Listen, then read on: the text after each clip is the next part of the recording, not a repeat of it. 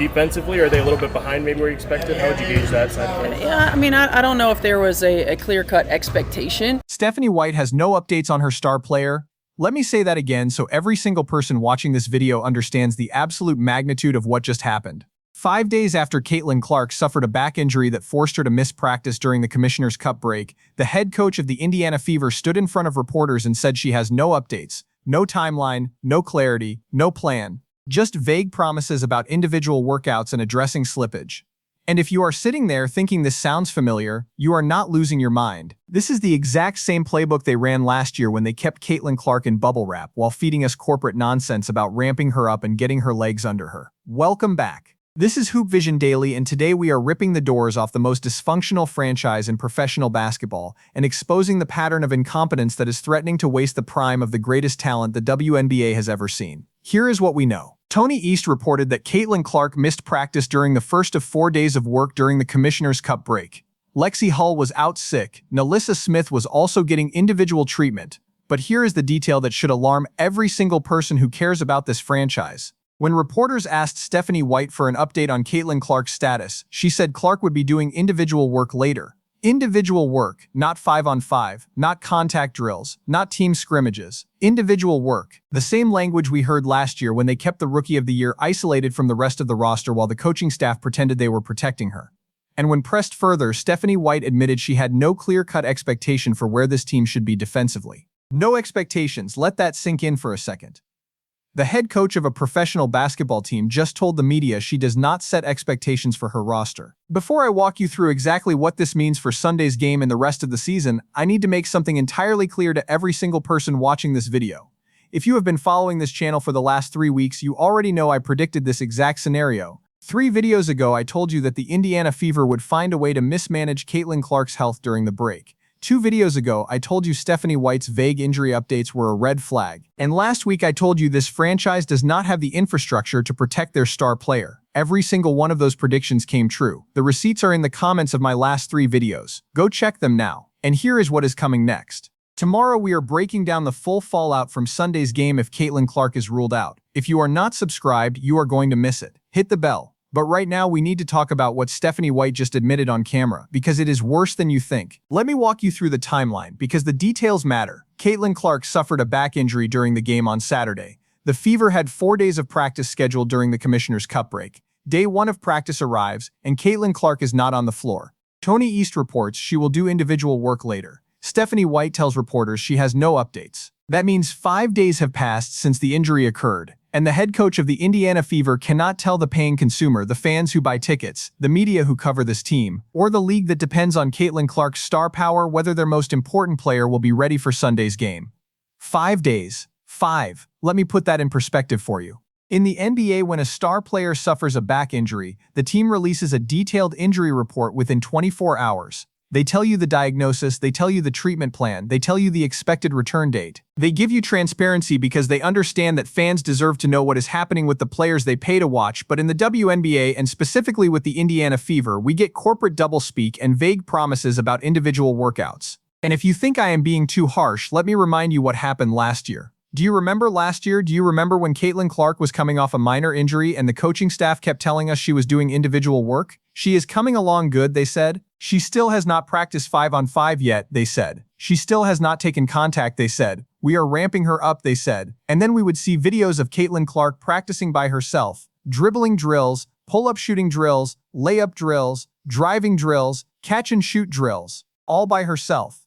While the rest of the team ran 5-on-5 scrimmages and contact drills, the best player in the league was isolated in a corner of the gym working on skills she mastered in high school, and the coaching staff acted like this was normal, like this was the responsible way to manage a franchise player. And now, here we are again. Same franchise, same vague language, same individual workouts, same lack of transparency. And I am looking through everything these people say with a microscope, with a magnifying glass, going over everything they put on paper or tweet with a fine-tooth comb because I have seen this movie before and I know how it ends. It ends with Caitlin Clark missing games she should be playing in. It ends with the Indiana Fever falling further behind in the standings. It ends with fans like you and me sitting at home wondering why the most talented player in the league is being mismanaged by a coaching staff that cannot give us a straight answer. And before you tell me I am overreacting, before you tell me I am being too critical, before you tell me I need to trust the process, let me show you exactly what Stephanie White said when reporters asked her about the team's progress.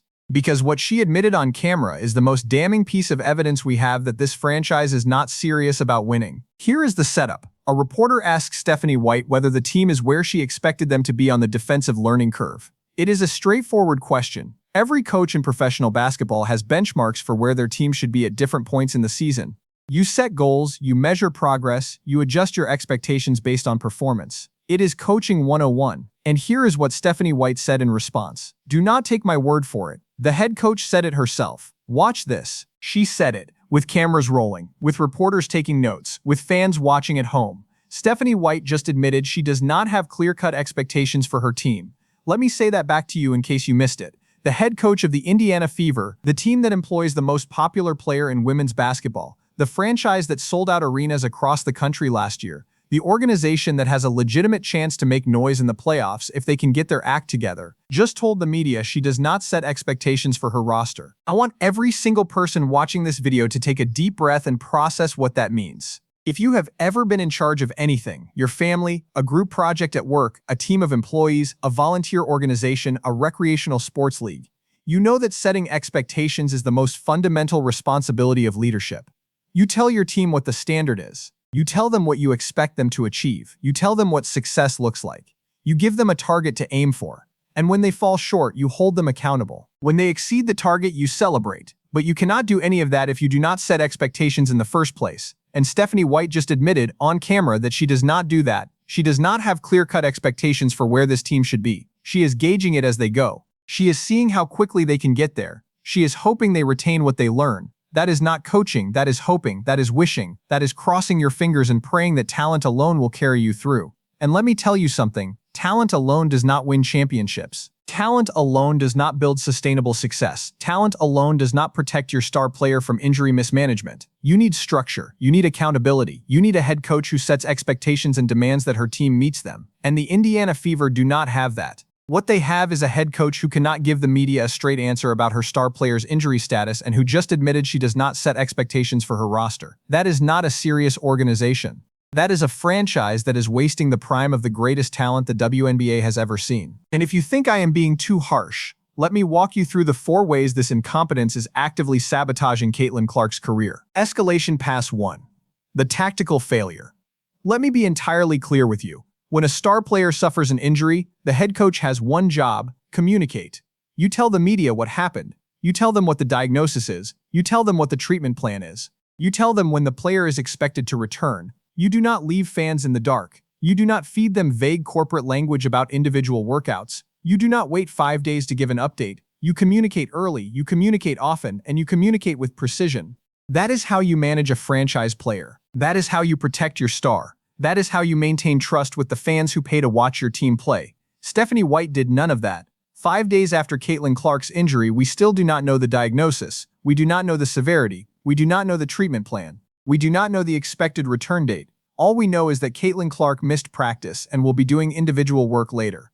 That is not transparency. That is a cover-up. That is a head coach who either does not have the information or does not want to share it. And either way, it is a failure. Because when you leave a vacuum of information, speculation fills the void. Fans start to panic, media starts to speculate, and the franchise loses credibility. That is not coaching, that is sabotage. Escalation Pass 2. The pattern of behavior. And here is the part that should terrify every single person who cares about Caitlin Clark's career. This is not the first time the Indiana Fever have mismanaged her health. Last year, they kept her out of contact drills for weeks while feeding us the same vague language about ramping her up. Earlier this season, they played her 40 minutes a game during a brutal stretch of back-to-back-to-backs while insisting she was fine. And now, during the Commissioner's Cup break, when the team finally has 4 days to practice and address the defensive slippage Stephanie White keeps talking about, Caitlin Clark is doing individual work instead of 5-on-5 scrimmages. 3 separate instances, 3 identical patterns. 3 times the franchise prioritized optics over transparency.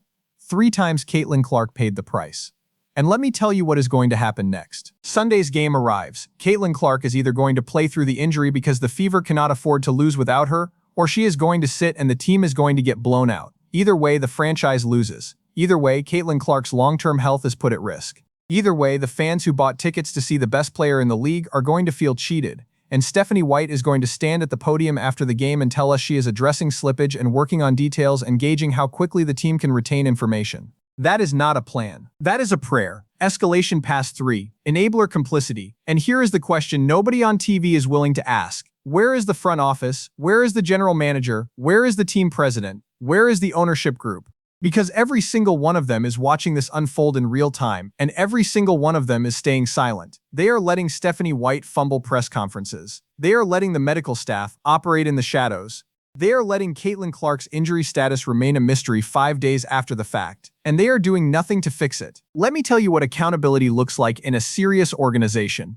When a head coach cannot give the media a straight answer about the franchise player's injury, the general manager steps in. When the medical staff cannot provide a timeline, the team president demands one. When the fans are left in the dark, ownership intervenes. But the Indiana Fever are not a serious organization. They are a franchise that is content to let incompetence fester as long as ticket sales remain strong. And every single person in that front office who has stayed silent while this disaster unfolds is complicit. Receipts coming. Escalation past 4. The cost to Caitlin Clark. And here is what breaks my heart about this entire situation. Caitlin Clark is 22 years old. She is in the prime of her athletic career. She is the most popular player in women's basketball. She has endorsement deals. She has a signature shoe. She has the attention of the entire sports world. And she is being coached by a staff that cannot give the media a straight answer about her injury status and cannot set expectations for the roster. That is what Caitlin Clark's prime is being burned for. Not a championship contender, not a well-run organization, not a coaching staff that prioritizes her long-term health, a franchise that operates in chaos and calls it a process. And if you think I am being too harsh, if you think I am overreacting, if you think I need to give Stephanie White more time, let me show you one more clip. Because what the head coach said next proves that this franchise has no idea what they are doing. Here is the setup. A reporter asked Stephanie White what areas the team needs to address during the 4-day practice window. It is another straightforward question. You have 4 days, you have identified defensive slippage as a problem. What specifically are you going to work on? And here is what Stephanie White said. Watch this. Did you catch that? Stephanie White said the team needs to address slippage and fine-tune details. Slippage, fine-tune, those are not specific goals, those are not measurable benchmarks, those are corporate buzzwords that mean absolutely nothing. What is slippage? Is it defensive rotations? Is it transition defense? Is it help side positioning? Is it communication breakdowns? We do not know because Stephanie White did not tell us. What details need fine-tuning? Is it pick-and-roll coverage? Is it closeout technique? Is it rebounding positioning? We do not know because Stephanie White did not tell us. And here is why that matters. When a coach cannot articulate specific problems, she cannot implement specific solutions. When she cannot measure progress, she cannot hold players accountable. When she cannot communicate a plan, the team cannot execute it. And that is exactly what we are seeing with the Indiana Fever. Vague language, vague goals, vague expectations, and a star player who is paying the price for all of it. Let me tell you what a competent head coach would have said in that press conference. We are going to spend day 1 working on pick-and-roll coverage because we have been giving up too many open threes off the short roll. Day 2, we are focusing on transition defense because we have been getting killed in the open court. Day 3, we are drilling help-side rotations because our weak-side defense has been atrocious. Day 4, we are running full-speed 5-on-5 scrimmages to simulate game conditions. That is a plan, that is accountability, that is coaching. But Stephanie White cannot do that because she does not set expectations. She does not have clear-cut goals. She is gauging it as she goes. And Caitlin Clark is the one who suffers. And now we get to the part of the video where I stake my reputation on 5 predictions. This is what no other channel does. They make one safe prediction and move on. I am going to give you 5 specific falsifiable predictions that you can hold me accountable for. If I am right, come back and tell me. If I am wrong, roast me in the comments. But here is what I see coming. Prediction 1. Stephanie White's job security. If Stephanie White is still the head coach of the Indiana Fever by the end of the 2025 season, I want every single person watching this video to come back and roast me in the comments. Because here is what is going to happen. The Fever are going to miss the playoffs or get bounced in the first round. The front office is going to conduct an end-of-season review. And they are going to realize that the head coach who cannot set expectations, cannot communicate injury updates, and cannot articulate specific defensive goals is not the person to lead this franchise forward. Save this clip. We will revisit it in October. Prediction 2. Caitlin Clark's next move. And here is what I think happens with Caitlin Clark.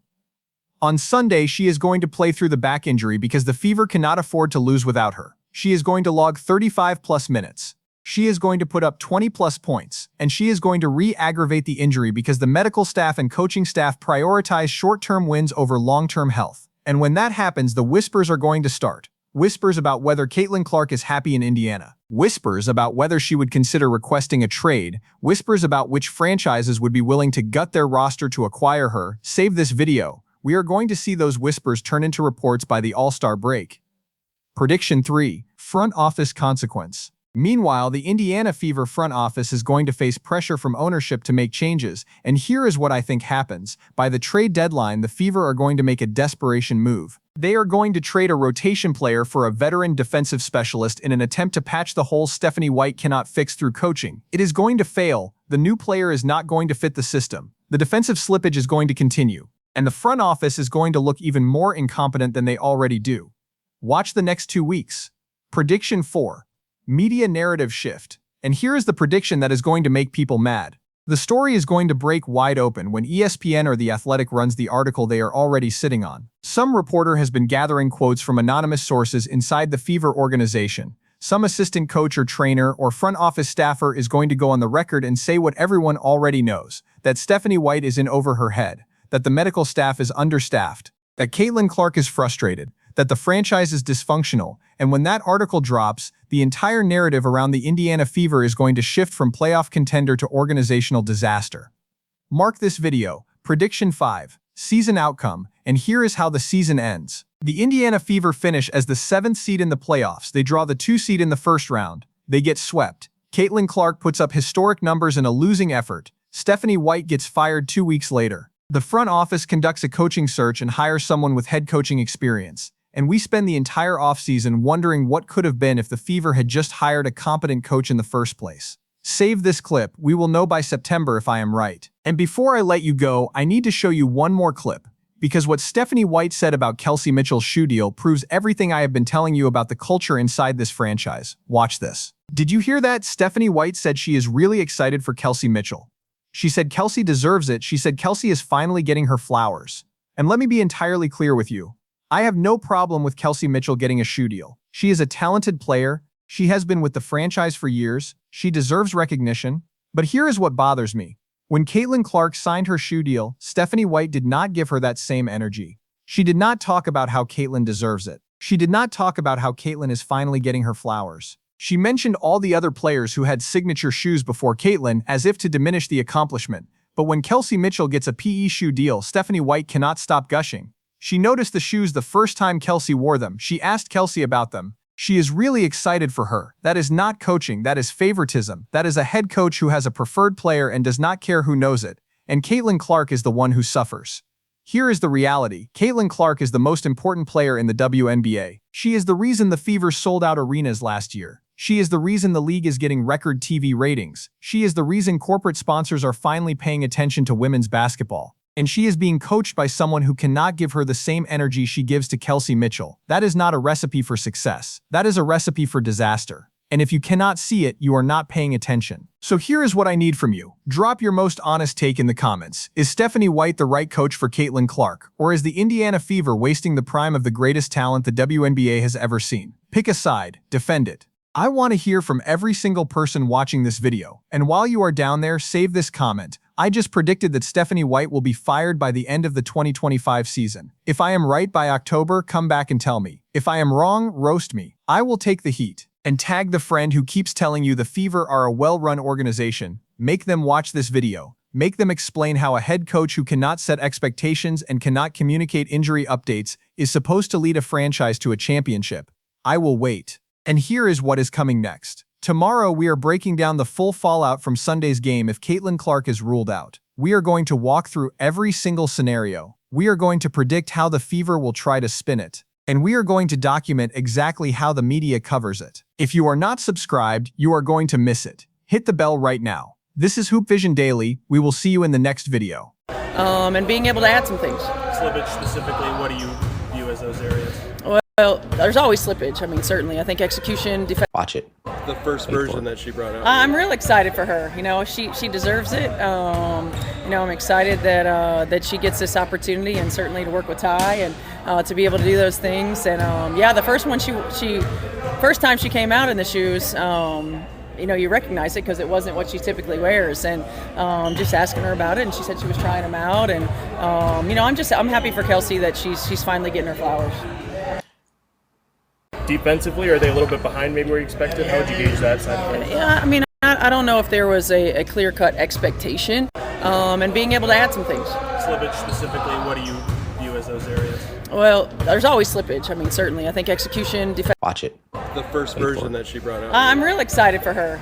She deserves it. I'm excited that she gets this opportunity, and certainly to work with Ty and to be able to do those things. And the first one first time she came out in the shoes. You recognize it because it wasn't what she typically wears, and just asking her about it, and she said she was trying them out, and I'm happy for Kelsey that she's finally getting her flowers.